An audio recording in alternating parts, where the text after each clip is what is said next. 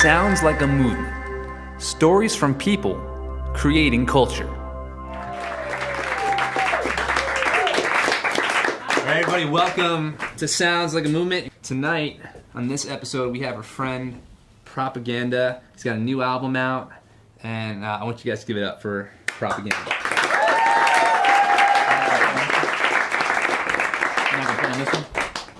How you guys doing?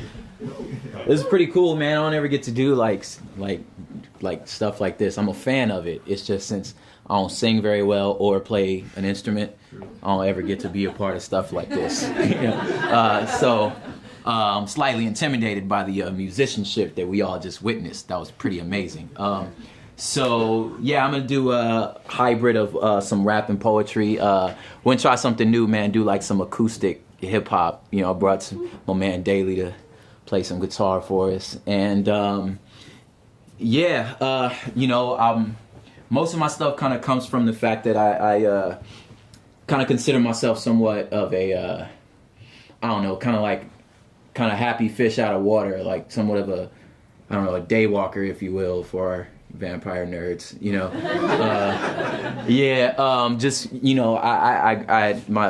My background is very interesting as far as like the goulash that kind of made me the artist that I am, the person that I am. And I talk about it a lot in music. So this first poetry piece, basically it's just called, Don't Listen to Me. What do I know? Yeah.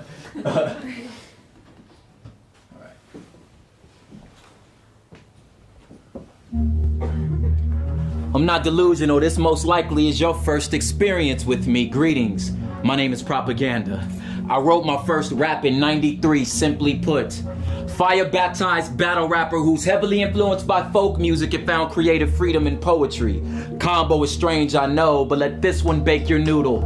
I'm the son of a Black Panther with a Mexican spouse and Caucasian best friends. And my writing tone, well now, it's not one that offers you a neat little bow to tie all your little problems up with. I know enough to know that I don't know that much. I know God became a man to save us, and we still can't explain pyramids. I know ancient Mayan and Egyptian astronomers had a far greater understanding of outer space than we do. I know academia is so drunk on arrogance and racism that they'd rather credit these accomplishments to aliens than to admit that we are not the smartest civilization to ever live. I know I really love my wife, my daughter, and mangoes. And for some reason, folks find it illogical to think that a perfectly designed universe screams of a designer. I know sarcasm is really the only time most people tell the truth. I know chilaquiles and In-N-Out will be served in heaven. I know it's a much better decision to shut your mouth when you don't know what you're talking about than to validate what everybody already thinks of you. I know color theory very well. A degree in illustration and intercultural studies and a teaching credential, yet I rap for a living, let that sink in. Apparently I don't know that much, just the gospel and good hip-hop. Pretty simple dude, all I have is my all, and I promise to give you that. Lower standards will lower the culture. The Roman Empire was destroyed by lower standards and moral decay. They fed their own to lions for entertainment. Humans, when left to their own devices, seem to be hopelessly selfish and bent on their own destruction. It seems unless a force greater than them intervenes, nothing will stop that trajectory. Wealth, knowledge, success seems to only feed the beast. But don't listen to me. We just met. What do I know?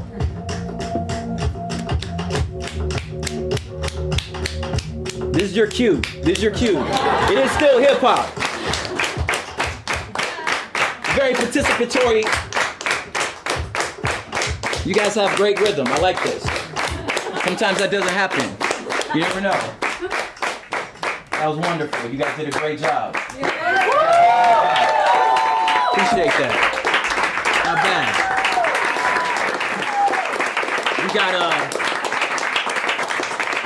You guys are pretty epic. You guys are pretty epic. So there's one more poetry piece, man. First of all, again, thank you for having rhythm. You try this a lot of times, and it's just like, okay, guys, stop clapping. You know what I mean? So I appreciate y'all having rhythm, man, and appreciate y'all having me for this, man. And so this last one, man, is kind of came from a really true story of my wife kind of calling me on some stuff, and once you get married, You don't know what I'm talking about. Because when she's still your girlfriend, you can just be like, well, I think it's time to go, you know. Ain't nowhere to go, you know what I'm saying? Where you gonna go, right? So essentially, like all of us are, we're kind of, you know, married to our devices. Yes, we're kind of married. Let's just keep it real. We're married to our devices, our little gadgets, and you know, we kind of lie to ourselves and say that like we're multitasking. We're not. We're not. Yeah. You know, you ever been in the middle of a conversation and you're just like, yeah, oh, word, yeah. You don't know what this is. But you lie to yourself, say you do, right? Or you know, the autopilot on the way home, right? You're driving home, you're like, wait a minute, I don't remember how I got here. How did I get home, and why did I not hit anything? You know what I'm saying? Right? So those moments I realized, man, that I was really not being very loving. You know what I'm saying? Like, if I say this is the most important human being on the planet, which is my wife, like she's the most important human being on the planet to me. You know what I'm saying? And I can't give her my attention. Like that's an issue. You know what I'm saying? And I think it's a good catalyst for so many other areas in our life. You know what I'm saying? The things that we say we care about. You know what I'm saying? The things that we say are most dear to us. You know what I'm saying? If you really learn how to be aware of the fact that like sometimes, man, you just fronting. You fronting on yourself. You lying to you, and you're the only one losing in this. You know what I'm saying? So that's kind of like my wife kind of called me on a particular moment. Basically, my wife is Latina, like I said, and at the time I had a BlackBerry phone, Team iPhone now. I just didn't have one then. So I had a little BlackBerry, and we were trying to figure out somewhere to go, and we just got married, and at the same time I was answering a text and like tweeting about the moment. It's so fun, and so she was like, hey, when are you gonna stop talking to your black wife? I was like, what? So look, there's your little black wife. That's your black wife. I was like, wait, hold up. Hey, I don't know we married and everything, but play your role on the black jokes, right? But it was kind of a realization, like, dude, that was like a serious thing. I need to learn how to be present. I need to learn how to be in the moment that we're in now. This last one's called Be Present. So I tend to think of life in terms of movie clips or tweetable moments. Somehow I've convinced myself they last longer that way. Now my wife, and she proved me wrong when she referred to my phone as my black wife. Now, I thought it was funny. I mean, we both giggled. Now, you single dudes, y'all take notes. Now, I am no expert, but I don't think she was kidding.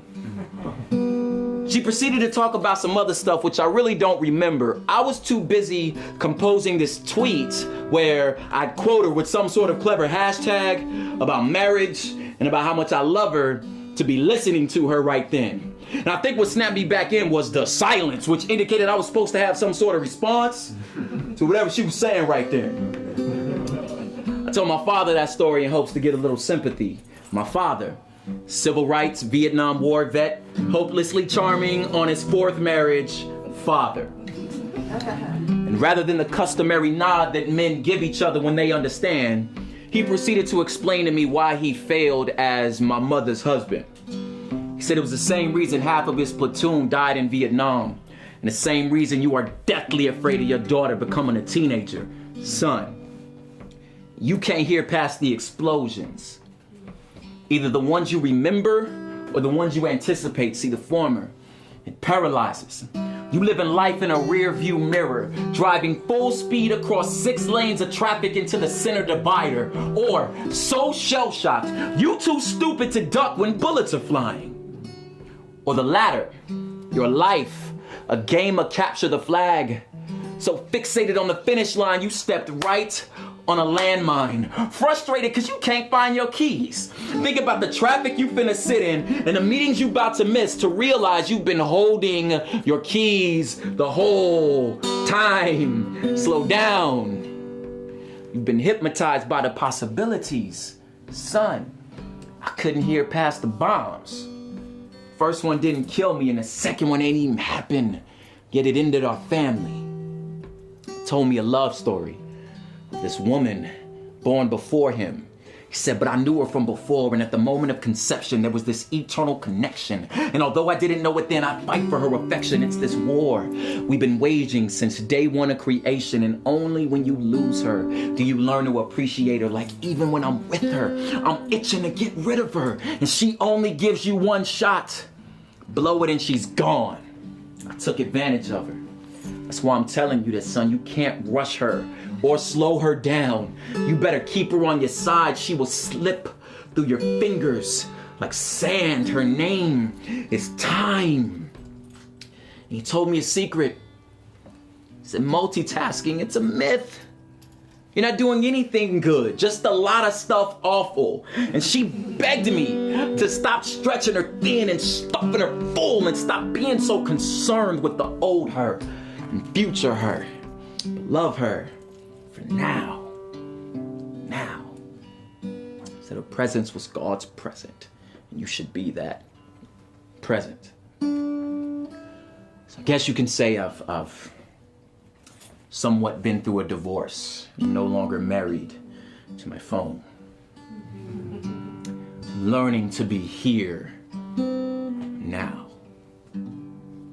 Thank you very much, guys.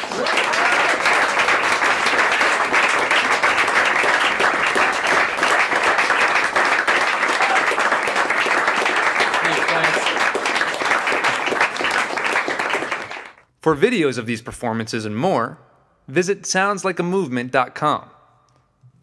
Sounds Like a Movement is brought to you by Create Culture, a people-first creative agency. For more information, go to createculture.com.